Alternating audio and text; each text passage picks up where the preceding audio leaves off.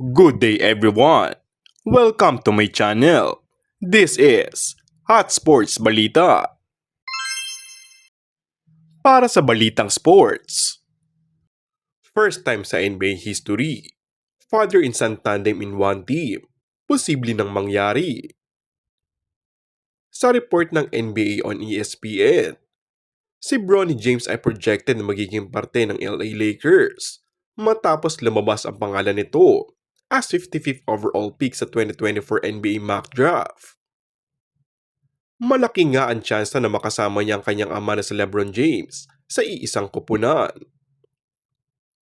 Kung sakaling mangyari nga, ito ang magiging kauna-unahang father and son tandem sa NBA history na hindi pa nangyayari since 1940. Kamakailan nga ay naispatan si Bronny James at ang nakababatang kapatid nito na si Bryce James kasama ang kanilang ama na si LeBron James habang nagtitraining sa isang basketball court sa New York City. Ayon kay LeBron James, gagawin nito ang lahat ng kanyang makakaya upang makondisyon at maging epektibo ang kanyang mga anak kung sakaling makapasok na rin ang mga ito sa NBA.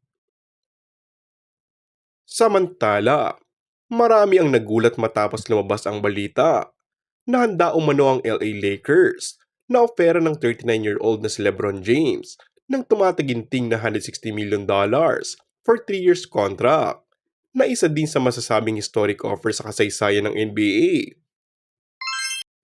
Kung bago ka lang sa akin channel ay mag-subscribe at pindutin na rin ang notification bell. Maraming salamat!